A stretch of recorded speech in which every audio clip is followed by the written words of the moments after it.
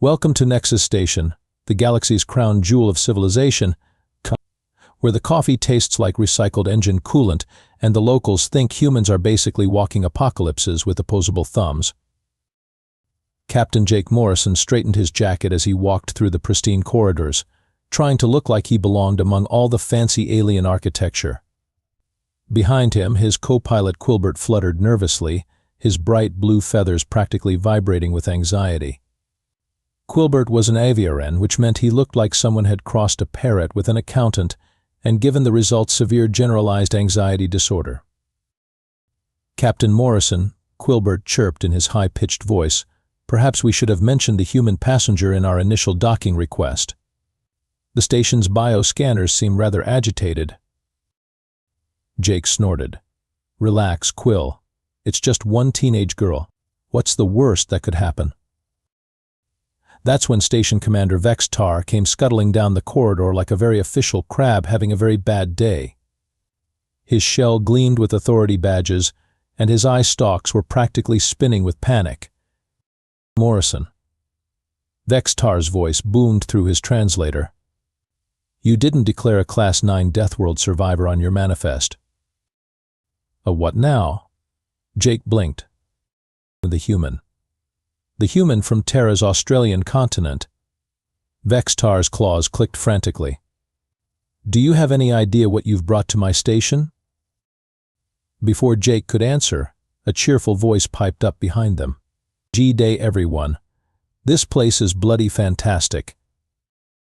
Luna Blackwood bounded into view, all 17 years of her radiating the kind of enthusiasm that made sensible aliens dive for cover. She had sun-bleached hair, a backpack covered in patches, and the sort of grin that suggested she found everything in the universe absolutely delightful. Oh wow, she continued, examining Commander Vex Tar with genuine interest. You're like a proper space crab. That's brilliant. Do you molt? Vex Tar's eye stalks retracted slightly. That's highly personal. Luna Blackwood, she said, extending a hand that Vex Tar eyed like it might explode. Nice to meet you. This is my first time off Earth. Well, second if you count the moon, but that was just a school trip. School trip, Quilbert repeated faintly. To the moon. Well, yeah, we wrestled lunar crocs in the low-grav domes. A bit different from the regular ones back home, but you get the hang of it. Commander Vex Tar made a sound like a tea kettle having an existential crisis. Right then, Commander Vex Tar said, his voice climbing several octaves, we need to discuss the situation. The upper 17 decks of this station are currently under strict quarantine due to a shadowwing raptor infestation. Jake raised an eyebrow. Shadowwing raptors? Only the most lethal aerial predators in known space, Vex Tar explained, pulling up a holographic display that made Quilbert immediately faint and topple over with a soft thud. They're pack hunters with chameleonic wing membranes, meaning they're essentially invisible until they're ripping your face off with their acid-coated talons. Their saliva can dissolve titanium, they hunt in coordinated groups, and they have a particular fondness for sentient beings. The hologram showed grainy security footage of dark shapes flitting through the station's upper levels. Occasionally, you'd catch a glimpse of something with way too many teeth and a serious attitude problem. The Galactic Marine Corps rates them as a code black threat, Vex Tar continued. Even fully armored squads require psychological evaluation before engagement. We've called for a professional exterminator fleet, but they won't arrive for 6 standard cycles. Luna peered at the hologram with the sort of interest most people reserved for cute puppy videos. Oh, they're like the fruit bats back home. Look at those little wing membranes. Adorable. Adorable? Vex Tar's voice cracked. They've killed 3 maintenance drones and traumatized our entire engineering staff. Well, sure, but look at them, Luna said, pointing at a blurry shape on the screen. They're probably just scared and hungry.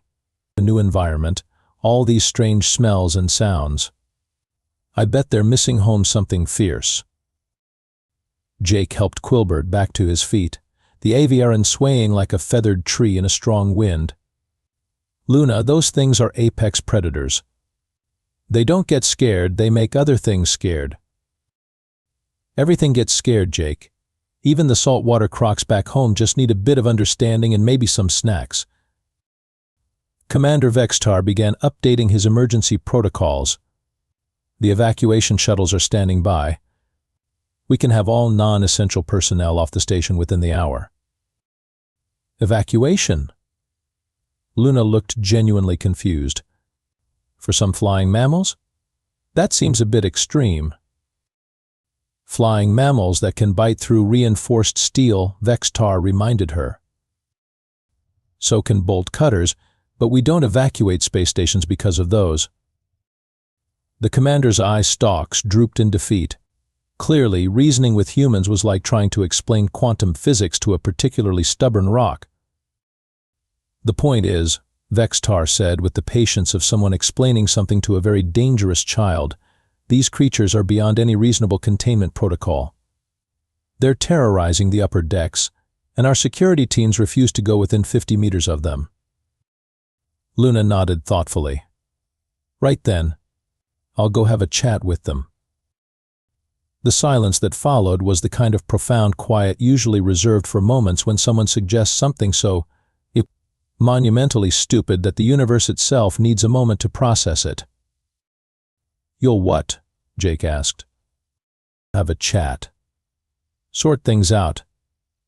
Maybe see if they're up for making some friends. Absolutely not, Commander Vextar declared with all the authority his shell could muster.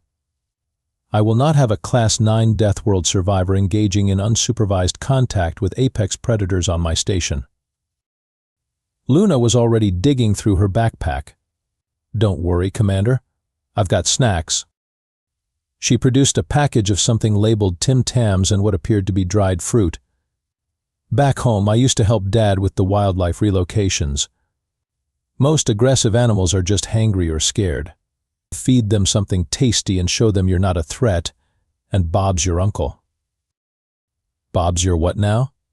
Quilbert whispered. It means everything works out, Jake translated, then turned to Luna. But these aren't Earth animals. They're alien death machines. Jake, mate, everything's alien death machines until you get to know them properly. Remember when you first met Quilbert here? You thought Aviarans were all pompous and stuck up.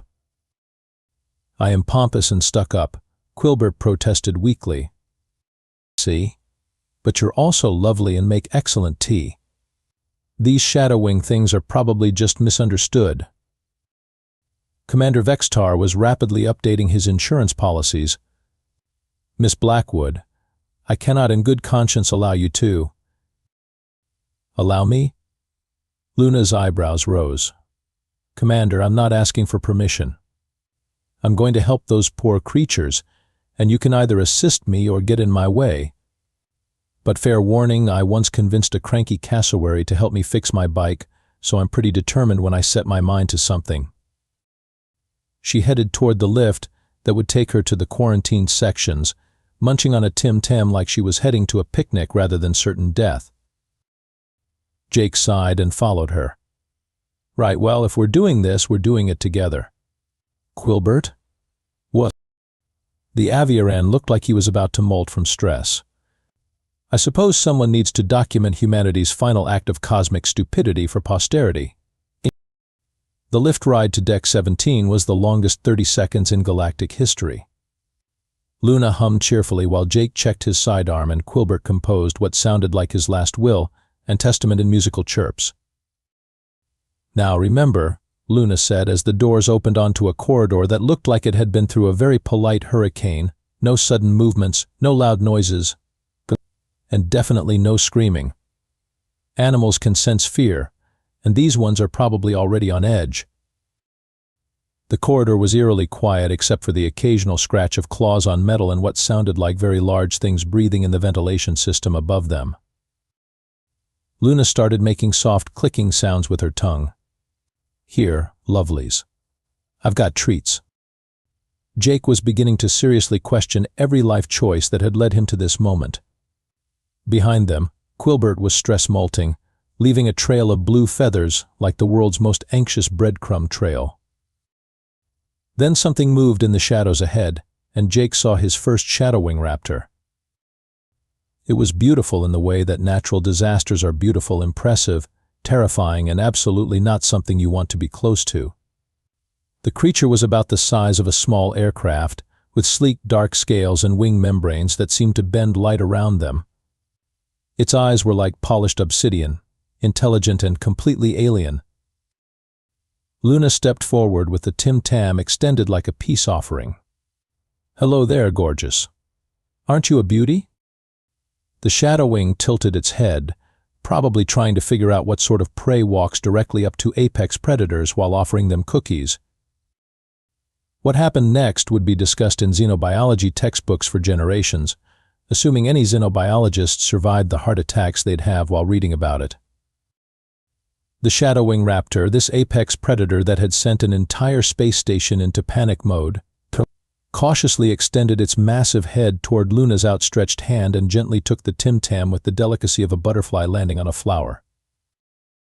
There was a moment of careful chewing, followed by what could only be described as the galaxy's most dangerous creature discovering it had a sweet tooth. "Oh, you like that, don't you?" Luna cooed, scratching behind what might have been the creature's ear if it had ears instead of razor-sharp crests. "What a good boy. Yes, you are. You're just a big softy, aren't you?" The shadowwing made a sound that was part purr, part rumbling engine, and completely at odds with its fearsome reputation. Jake stood frozen, watching a teenager from Australia reduce the galaxy's most feared predator to what was essentially a very large, very dangerous cat. "I'm going to call you Fluffy," Luna announced, producing another Tim Tam. "Because look at those adorable little scales. They're practically fuzzy." Through the security feed, Commander Vextar was having what could generously be called a complete mental breakdown. His eye stalks were rotating like confused periscopes as he watched Luna give belly rubs to something that should have eaten her 3 minutes ago. More shadowwings began emerging from the shadows, drawn by the sound of their alpha, apparently having the time of his life. Luna greeted each one like an old friend, distributing snacks and scratches with the casual expertise of someone who'd clearly done this before. "This one's definitely a Snuggles," she said, as a particularly large female nuzzled against her shoulder. "And you, handsome, you're obviously a Precious." Jake found his voice. "Luna, I don't think naming apex predators after stuffed animals is going to make them less dangerous." "Course it will. Names are important, Jake. Makes them individuals instead of just scary monsters." Quilbert had given up on staying conscious and was sitting on the floor, watching the impossible scene unfold. "I'm documenting this for the Galactic Records Office," he chirped weakly. "No one will believe it otherwise." The pack of shadowwings had formed a rough circle around Luna, who was now playing what appeared to be an impromptu game of fetch using pieces of broken maintenance equipment. The creature's invisible wings stirred the air as they bounded after the thrown objects like oversized, deadly puppies. "See?" Luna called out, as Fluffy brought back a twisted piece of corridor paneling. "They just needed someone to play with. Poor things were probably bored out of their minds up here with nothing to do." Commander Vex Tar's voice crackled through the comm system, equal parts amazed and horrified. "Miss Blackwood, are you teaching them tricks?" "Just the basics. Sit, stay, don't dissolve the maintenance crew with acid saliva. The usual stuff." One of the smaller shadowwings had apparently decided Quilbert looked interesting and was investigating him with gentle sniffs.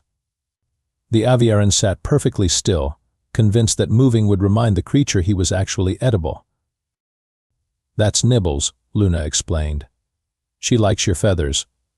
Very pretty colors." "Thank you," Quilbert squeaked.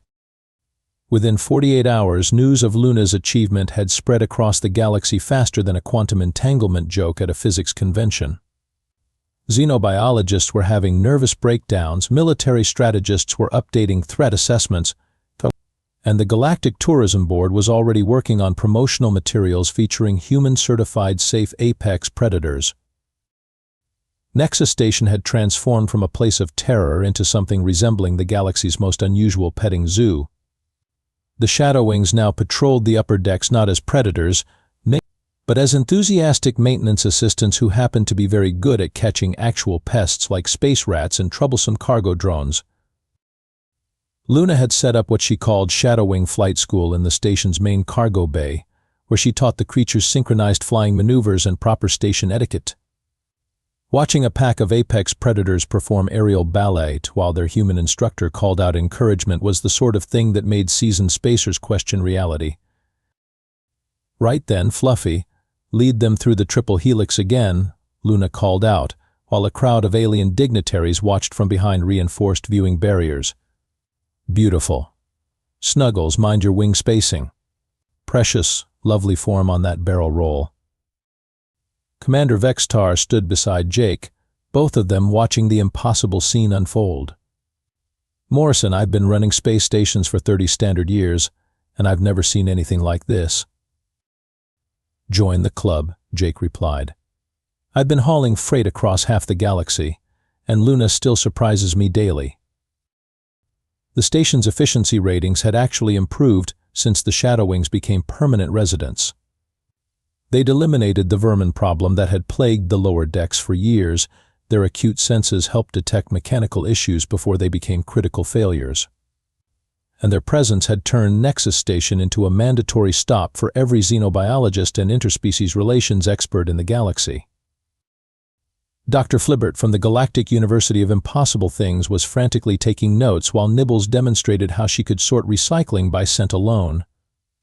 This completely revolutionizes our understanding of apex predator psychology. "Miss Blackwood, how did you know they were social creatures?" "They hunt in packs," Luna shrugged. "Pack hunters are usually social. Basic animal behavior, really." But the academic consensus was that they were driven purely by predatory instinct. Yeah, well, academic consensus never spent quality time with a cranky wombat, did it? Quilbert had started a side business selling his memoirs to fascinated alien journalists. Chapter 12. The day I learned that terror and wonder are often the same thing, he was dictating to his recording device. The Shadowwings had also proven surprisingly helpful with the station's more troublesome visitors. A group of Xylorian pirates had attempted to board the station last week, only to be met by Fluffy and friends performing an aggressive friendship maneuver that involved lots of teeth and a firm but polite escort to the nearest airlock. The best part, Luna explained to a gathering of galactic security officials, is that they're natural mediators. Shadowwings can sense aggressive intent from kilometers away. They won't hurt anyone who doesn't mean harm, but they're very good at encouraging hostile individuals to reconsider their life choices. The officials were busily updating their security protocols to include request shadowing consultation as a standard procedure. Even the station's restaurant had adapted, with the head chef creating a special menu of Shadowwing-approved treats. "They're very particular about their Tim Tams," Chef Grondak explained to a culinary reporter. "But they also enjoy crystallized fruit and those little crackers shaped like shuttles. All good things must come to an end, even interspecies miracles performed by teenagers from Australia." Luna's transport was scheduled to depart for the Vega system, where apparently some cranky space krakens were causing trouble near the shipping lanes.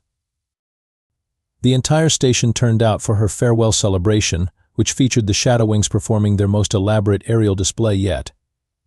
Fluffy led the pack through a complex routine that spelled out "Thank you, Luna," in perfectly coordinated flight patterns, while Snuggles and Precious added flourishes that would have made professional stunt pilots weep with envy. Commander Vextar presented Luna with an honorary medal for outstanding services to impossible interspecies relations, though he still looked like he wasn't entirely sure what had happened over the past week. "Miss Blackwood," he said formally, "in 30 years of station management, I've never encountered anything quite like your unique approach to problem solving." "Thanks, Commander. It's been brilliant." The Shadow Wings are lovely and you run a really nice station here. Jake loaded Luna's gear into the cargo ship while trying not to think about what cranky space krakens might entail.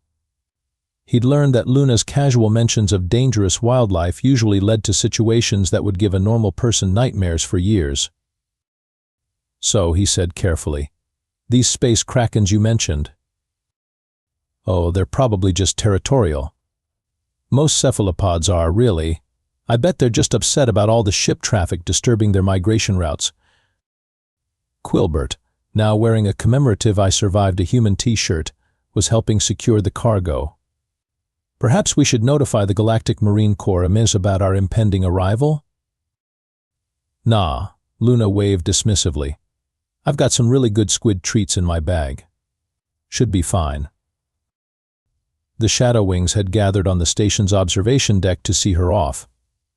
Fluffy pressed his massive head against the viewport, and Luna placed her hand on the other side of the transparent aluminum, a gesture that somehow managed to be both heartwarming and completely terrifying.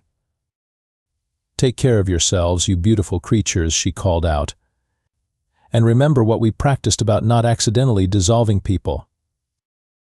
As their ship pulled away from Nexus Station, Jake could see the Shadow Wings performing one final aerial salute, their invisible wings catching the light from the system's twin stars.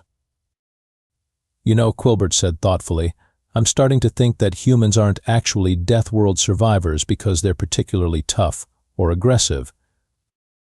"Oh?" Jake raised an eyebrow. "I think it's because you're all completely insane, and the universe doesn't quite know how to handle that level of cheerful chaos." Luna, who was now researching cephalopod communication patterns on her tablet, looked up with that same bright smile that had started this whole adventure. "That's probably fair. Oh, Jake, did you know that space krakens are actually highly intelligent? This is going to be fantastic." Jake set course for the Vega system and tried to remember if his insurance covered acts of human. In the background, he could hear Luna humming happily while reading about creatures that could apparently crush starships like tin cans. Just another Tuesday in the life of a freight captain whose passenger list included one teenage girl from Australia and whatever impossibly dangerous situation she'd decide to befriend next. The galaxy, Jake reflected, was definitely getting weirder. But it was also getting a lot more interesting.